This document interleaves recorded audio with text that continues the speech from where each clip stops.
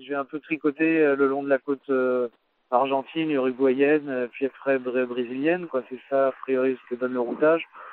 Mais écoute, je suis pas mécontent, hein, de retrouver du calme, et un peu de chaleur. Je retrouve aussi un peu d'énergie parce que c'est assez bizarre, mais enfin je crois que c'est pas quelque chose de rare. C'est après le horn, en fait, j'ai eu un bon coup de mou parce que tu sais, t'es tendu vers un objectif, donc toi, on a le horn en ligne de mire dès le départ. En fait, c'est vraiment, enfin, pour moi, c'était mon objectif. Même si l'objectif est de rentrer au sable, c'est vrai qu'aller au horn, c'est quand même le sommet. Et après le horn, t'as toute cette pression qui retombe. Et donc passer les Malouines, j'ai eu un bon coup de fatigue, un bon coup de mou. Et donc là, je suis en train de récupérer, donc je suis pas mécontent d'avoir du calme. C'est cool. Et donc là, je retrouve un peu de chaleur.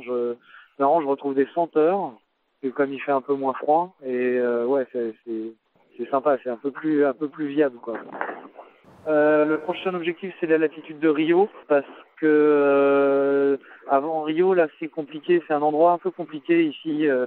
Il y a des dépressions qui se forment au niveau de l'Argentine, et qui partent ensuite dans l'Atlantique. Et donc, c'est très compliqué. Moi, c'est un des endroits où j'ai eu la pire tempête de ma vie. Euh, il y a une douzaine d'années sur mon petit bateau. Et donc, je sais que jusqu'à Rio, c'est compliqué. Après Rio, ça devient quand même beaucoup plus simple. Il y a du vent stable. Et voilà, donc c'est Rio et je devrais être à Rio, enfin à la latitude de Rio dans une semaine.